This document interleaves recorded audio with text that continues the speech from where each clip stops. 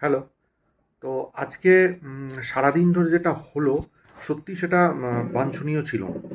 সেটা হচ্ছে যেটা মানে মেসিকে নিয়ে এত উন্মাদনা, এত উত্তেজনা, এত দিন ধরে মেসির ইন্ডিয়া ট্যুর, মেসি আসবে, মেসিকে দেখবে, এত টিকিট, সবচেয়ে বড় টিকিটের যে প্রাইস, ঠিক আছে? তো সেইটার পরে আজকে যা হলো সেটা মানে মানে কি বলবো, আমি অন্তত এক্সপেক্ট করিনি। যাই হোক, আমি গেছিলাম না, আমার যাওয়া হয়নি, কারণ কাজের চাপ ছিল। প্লাস অত হাই প্রাইস টিকিট নিয়ে আমার যাওয়া সম্ভব না, আমিও ফ্যান। তো যাই হোক, সেই দিক দিয়ে বলবো কাজটা যেটা হলো সেটা খুব বাজে হলো, মানে সেটা ওয়ার্ল্ডের কাছেও হলো, ভারতের কাছে হলো, বাংলা তো অনেক দিক দিয়ে পিছিয়ে, আরও বাজে একটা ইম্প্যাক্ট পড়লো বাংলার।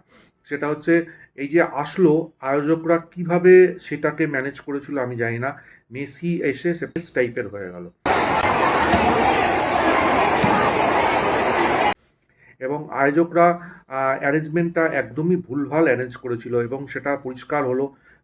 জানতেও পারলাম মিডিয়া মাধ্যম থেকে যে আয়োজক অ্যারেস্ট হয়েছে, অ্যারেস্ট হওয়া উচিত।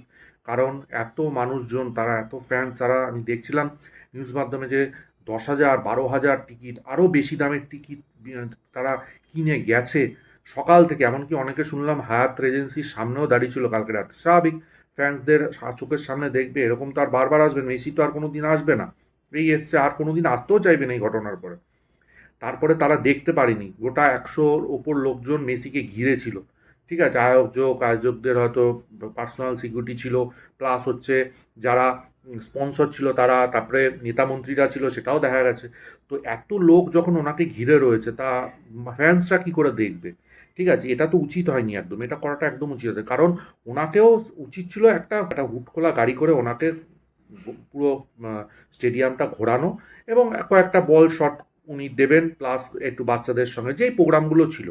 20 মিনিট, 1 ঘন্টার ওপর ওখানে প্রোগ্রাম ছিল ওনার, যা আমি খবরের থেকে শুনেছি, সেখান থেকে মাত্র 20 মিনিট ছিল, তারপর চলে গেছে। তার ফ্যান্সরা তো খেপে যাবেই। এবং যেটা হয়েছে সেটা আমি বলবো যে হয়তো এতটা দেখানো উচিত হয়নি, কিন্তু যতই হোক ফ্যান্সদের একটা ইমোশন কাজ করেছে। তবে একটা দিক আমি শুনলাম যে আয়োজক গ্রেপ্তার হয়েছে, এবং শুনলাম যেটা পুলিশের খবরের থেকে, যে টিকিট নাকি ফেরত হবে, এটা একটা খুব ভালো। কিন্তু একটা জিনিস এখান থেকে হলো, বাংলার মুখ আবার ডুবলো, যেরকম বিভিন্ন ক্ষেত্রে হয়েছে। আরও ভালো করে করা যেত এটা, ঠিক আছে? আশা করি বাকি যে জায়গাগুলোতে যাবে, আজকে হায়দ্রাবাদে, তারপর আরও দিল্লি বোম্বেতে, আশা করি এইরকম অঘটন ঘটবে না, কারণ ওখানে সিস্টেমেটিক্যালি হয়তো করবে, ঠিক আছে? তবে এইখান থেকে একটা জিনিস হলো, মেসি আর কোনোদিন আসবে না, এবং এই আয়োজক আশা করি আর ফিউচারে এখানে কোনো প্লেয়ারকে আনার কথা ভাবলেও, শুনছিলাম একটা খবরের মাধ্যমে, উনি ক্রিস্টিয়ানো রোনাল্ডোকে আনতে পারেন, ওনার খুব ইচ্ছা। তো আনার আগে উনি ভাববেন যে উনি অর্গানাইজ করতে পারবেন কি, এরকম ম্যাচ অর্গানাইজ করে কোনো এত বড় প্লেয়ারকে অন্তত কলকাতায় আনা উচিত না, ঠিক আছে? এবং পুরো ব্যাপারটা সত্যি আমার খুব খারাপ লাগলো, তাই আমি ভিডিওটা করতে বাধ্য হলাম। এবং এরকম ঘটনা যেন আর কোনো দিন না ঘটে, এবং অবশ্যই যারা ফ্যান্স এত কষ্ট করে গেছে, কালকে রাত্রিবেলা ছিল, সকালবেলা 7টা থেকে অনেকে গেছে, তাদের পয়সা অবশ্যই আয়োজকটা উচিত মানে যত তাড়াতাড়ি সম্ভব ফেরত দেওয়া। এটাই বলার ছিল। আপনাদের যদি কোনো মতামত থাকে অবশ্যই কমেন্ট বক্সে জানাবেন।